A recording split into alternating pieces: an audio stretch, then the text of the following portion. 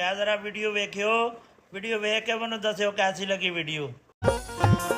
ਉਹ ਕਿਉਂ ਮੇਰੇ ਸਾਲੇ ਦੀ ਪਹਿਲੀ ਜ਼ੋਰ ਲਾਈ ਜਾਂਦੀ ਐ ਹਾਲੇ ਤਾਂ ਆਪਣਾ ਕੋਈ ਗਾਹਕ ਹੀ ਨਹੀਂ ਆਇਆ ਹਾਲੇ ਸਾਰੀ ਸੰਗਤ ਆ ਜਾਣ ਦੇ ਉਦੋਂ ਬਾਅਦ ਚ ਸਿਰ ਘਮਾਈ ਪਹਿਲੇ ਨਾ ਆਪਣੀ ਧੌਣ ਦੀ ਨਾੜ ਚੜਾ ਲਈ ਯਾਰ ਕੀ ਕਰੀਏ ਆਪਣਾ ਦਿਨ ਪਰ ਦਿਨ ਕੰਮ ਹੀ ਡਾਊਨ ਹੋਈ ਜਾਂਦਾ ਆਪਣੇ ਕੋਲ ਤਾਂ ਕੀ ਆ ਕੇ ਨਹੀਂ ਵੜਦਾ ਮੈਨੂੰ ਤਾਂ ਹੁਣ ਇਹ ਡਰ ਆ ਵੀ ਵਿਹਲੀ ਰਹਿਣਾ ਕਿਤੇ ਫਿਰ ਧੌਣ ਨਾ ਜਾਮ ਹੋ ਜੇ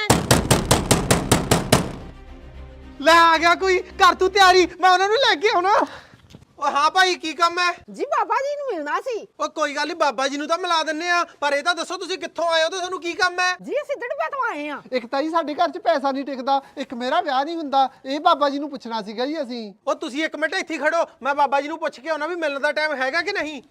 ਓਏ ਬਾਬਾ ਉਹ ਦੜਬੇ ਤੋਂ ਆਏ ਨੇ ਇੱਕ ਤਾਂ ਮੁੰਡੇ ਦਾ ਵਿਆਹ ਨਹੀਂ ਹੁੰਦਾ ਇੱਕ ਉਹਨਾਂ ਦੇ ਘਰੇ ਪੈਸਾ ਨਹੀਂ ਟਿਕਦਾ ਇਹ ਤਿੰਨ ਗੱਲਾਂ ਨੇ ਕੋਈ ਬੇਫਾਲਤੂ ਸਵਾਲ ਨਾ ਪੁੱਛੀ ਉਹਨਾਂ ਨੂੰ ਠੀਕ ਆ ਸੱਦ ਲੈ ਅੰਦਰ ਓਏ ਆ ਜਾ ਓਏ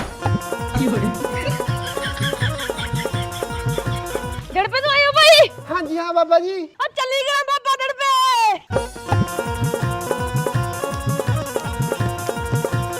ਮੁੰਡੇ ਦਾ ਵਿਆਹ ਨਹੀਂ ਹੁੰਦਾ ਭਾਈ ਇੱਕ ਘਰ 'ਚ ਪੈਸਾ ਨਹੀਂ ਟਿਕਦਾ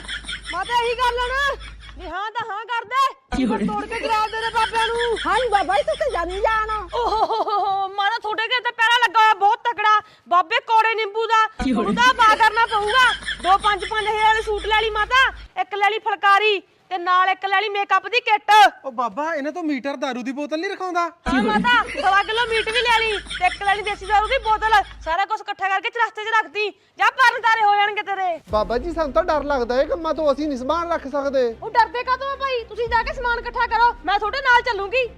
ਆਹ ਦੇਖੋ ਬਾਬਾ ਜੀ ਜੋ ਤੁਸੀਂ ਸਾਨੂੰ ਸਮਾਨ ਕਿਹਾ ਸੀ ਨਾ ਅਸੀਂ ਸਾਰਾ ਇਕੱਠਾ ਕਰ ਲਿਆ ਬਹੁਤ ਵਧੀਆ ਕਰਿਆ ਭਾਈ ਬਹੁਤ ਵਧੀਆ ਕਰਿਆ ਆ ਹੈਗਾ ਚਰਸਤਾ ਇਹ ਸਾਰਾ ਸਮਾਨ ਇੱਥੇ ਰੱਖ ਦੋ ਤੇ ਤੁਸੀਂ ਵਾਪਸ ਮੁੜ ਜਾਓ ਤੇ ਪਿੱਛੇ ਮੁੜ ਕੇ ਨਹੀਂ ਵੇਖਣਾ ਜੀ ਬਾਬਾ ਕੋੜਾ ਨਿੰਬੂ ਤੁਹਾਡੇ ਆ ਕੇ ਮੋਢਿਆਂ ਤੇ ਬਹਿ ਜੂ ਚਲੋ